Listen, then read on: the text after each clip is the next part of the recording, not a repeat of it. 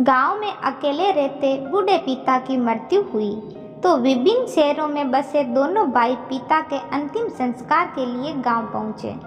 सब कार्य संपन्न हुए। कुछ लोग चले गए थे और कुछ अभी बैठे थे कि बड़े भाई की पत्नी बाहर आई और उसने अपने पति के कान में कुछ कहा।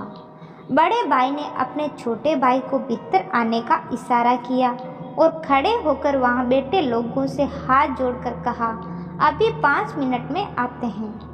दोनों की स्त्रियां ससुर जी के कमरे में थी। भीतर आते ही बड़े भाई ने उनसे फुसफुसाकर पूछा, बक्सा छुपा दिया था ना? हाँ, बक्सा हमारे पास है, चलिए जल्दी से देख लेते हैं, नहीं तो कोई आसपास का हक जताने आ जाएगा और कहेगा कि तुम्हारे पीछे हमने तुम्हारे बाबूजी पर इतना खर्च किया। वैराग्य वैराग्य। क्योंकि देवर जी बड़े की पत्नी ने हंसते हुए कहा, हाँ सही कहा भाभी, कहकर छोटे ने भी सहमति जताई। बड़ी बहू ने जल्दी से दरवाज़ा बंद किया और छोटी ने तेजी से बाबूजी की चारपाई के नीचे से एक बहुत पुराना बक्सा निकाला। दोनों भाई तुरंत तेजी से नीचे झुके और बक्से को खोलने लगे। अरे पहले चाबी तो पकड़ो, ऐसे थोड़े ना खुलेगा। मैंने आते ही ताला लगाकर चाबी छुपा ली थी। बड़ी बहू ने अपने पल्लू के एक छोर पर बंधी हुई चाबी निकाली और अपने पति को पकड़ा दी। बक्सा खुलते ही वहां मौजूद चारों बक्सों पर चुप गए।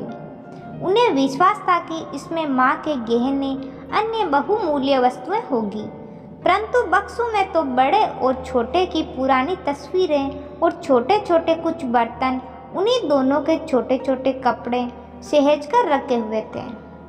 उन्हें विश्वास नहीं हो रहा था कि कोई ये सब भी भला सहेज कर रखता है।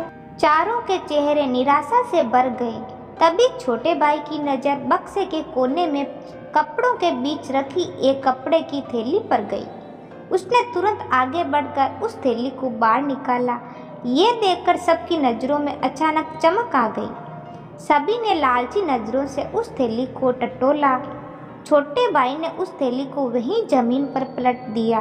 उसमें कुछ रुपए थे और साथ में एक कागज जिस पर कुछ लिखा हुआ था। छोटे भाई ने रुपए गिने तो लगभग 20,000 रुपये थे, बस और कुछ नहीं है। अरे इस कागज को पढ़ो, जरूर किसी बैंक अकाउंट या लॉकर का वितरण होगा, बड़ी बहू ने कहा। बड़े बेटे ने तुरंत छोटे के हाथों से उस कागज को छीनकर पढ़ा। उस पर लिखा हुआ था, क्या ढूंढ रहे हो? संपत्ति? हाँ, यही है मेरी और तुम्हारी माँ की संपत्ति। तुम दोनों के बचपन की वो यादें जिसमें तुम शामिल थे, वो खुशबू, वो प्यार, वो अनमोल पल आज भी इन कपड़ों में, इन तस्वीरों में, इन छोटे छोटे बर्तनों में मौजूद है। यही है हमारी अनमोल दौलत। तुम तो हमें यहाँ अकेले छोड़कर चले गए अपना भविष्य संवारने, मगर हम यहाँ तुम्हारी यादों के सारे ही जिए। तुम्हारी माँ तुम्हें देखने को तरस गई और शायद मैं भी। अब तक तुमसे कोई पैसा नहीं लिया, अपने पेंशन से ही सारा घर चलाया, पर तुम लोगों को हमेशा इस बक्से में अनमोल दौलत है जानबूझकर सुनाता रहा। मगर बच्चों का ध्यान देना, अपने बच्चों को कभी अपने से दूर मत करना, वरना जैसे तुमने अपने भविष्य का हवाला देकर हमें अपने से दूर किया, वैसे ही वो भी तुम्हें दूर कर देंगे। जानते हो दुनिया का सबसे बड़ा दुख क्या होता है?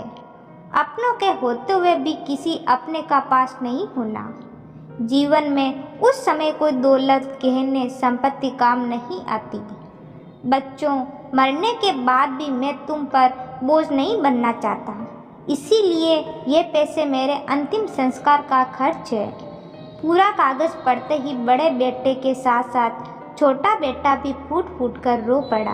दोस्तों, ये कहानी आपको अच्छी लगी तो लाइक और शेयर जरूर करें। कहानी सुनने के लिए धन्यवाद।